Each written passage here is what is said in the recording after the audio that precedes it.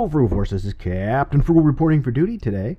I want to talk about Supergirl and the ratings of Supergirl and that it's on the brink of getting canceled.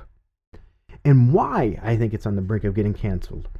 I did a video earlier about Supergirl and why it's failing and how it's hurting the ratings of the show because of its SJW antics. This show is notorious for cramming SJW and liberal messages above having a crafted story. And that's really a kicker because it has a cast that's very capable of making a very good show.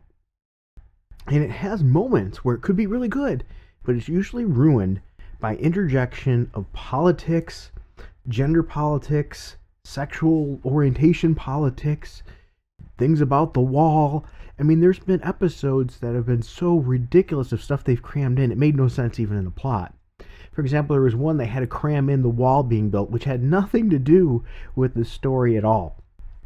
And currently, Season 4 has had some ups and downs, and it says their big push this time was, well, there's a trans superhero now. And once again, this is not homophobic or anything like that. I don't care. I am nothing. You know what? If there is, more power to them. But the thing is, their sexual orientation shouldn't be the whole plot of the story or it's such a huge arc. Make characters who they are. You know, we are more than our sexual orientation or our gender. I understand a little bit of feminism in this because it's Supergirl. That's perfectly fine. But it shouldn't be constantly in your face. Men are bad, women can do everything, and all that crap. We'll get rid of the stupid HBO ad there. Anyway, so one of the things that happened this particular season is the superpower is passed down generation to generation to the female in the family. And the daughter was all not understanding, one daughter was, why she didn't inherit this power. And come to find out she never did. And it's because her sister inherited the power. But here's where it's goofy. Her sister was actually her brother. She was born a man, or a boy, and was transsexual, so changed, went through the transition to become a girl. And so how did she get the power? And that's the whole point. The whole point was she was always supposed to be a girl. And see, that's the messages they cram down your face. Just like with Supergirl's sister turning gay after season 1, where she had this on and off, a little bit of they had this relationship going with the antagonist a little bit, or potential antagonist, this one guy that was on the verge. You could tell he wasn't like 100% squeaky clean. He was sort of like a Lex Luthor light, if you will. And she was definitely into him, and then by season 2, boom, she had nothing into him at all. Now, some people go, oh, that has nothing to do with the ratings, but you really want to believe that? Let's take a look here. Let's go to the Wayback Machine, okay? Let's go to the season 1 ratings. Now, what they're really looking for on is the 18 to 49 demo, because that's where they're marketing and advertising to. And we look here, and it had a 1.68, okay? And a 7.684 million viewers here total. So it's hitting a lot in its demographic. And you can see it, yeah, there's some downward trend and things like that. But their main demo is the 18 to 49. Okay, that was season 1 when it was canceled, actually, or gotten rid of by CBS and moved to CW. CW took it over. So that's at its strongest season. And then season 2 is when we really started to see that change, where they really started making the jump into making sure that everything is now PC, and they went with the liberal slant on everything, and they really started hammering that stuff. There was some of that in the very beginning, absolutely, but it went even more. It went really, really far. So keeping that in mind, once again, we went from a 1.68 in that demographic, okay? Season 2, the 18 to 49 demographic, man, this site is terrible for advertisements, is down 56.82%, down to 0.73. Okay, comparison, as I said, the first Supergirl, the average was 1.68 ratings in that demographic with 7.68 million total viewers live. We're now down to 2.356 million viewers.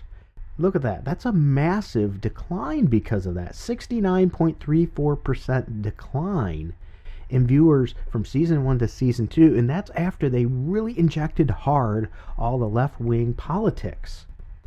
But that's not all. Remember now, we're at 0.73. Let's see what happened in season 3, because season 3 they even went harder. They went harder than ever before, really pushing the liberalism and gender politics and all that. And the 18 to 49 demo went down to, down again to 0.51. Sorry, this site is so terrible with advertisements here, but I want to make sure you can see that, which is a 30.33% drop from previously. It had a 0.73 rating in that demo with 2.36 million viewers. Now it's down to 1.835 million viewers, down overall 22% and a little bit more. And the main demographic, 30%.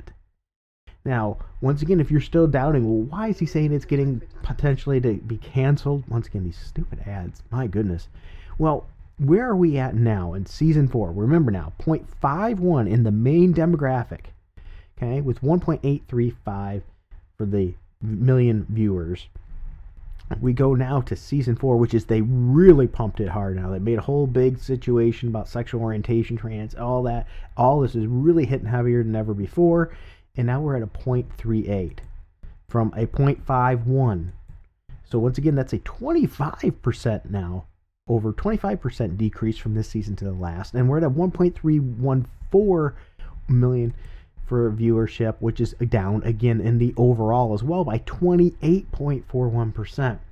Now, if you're looking at it, if they're going down 25% in your main demographic, 30%, 56%, okay, so it's getting less steep each time, which, you can only fall so far, let's be honest.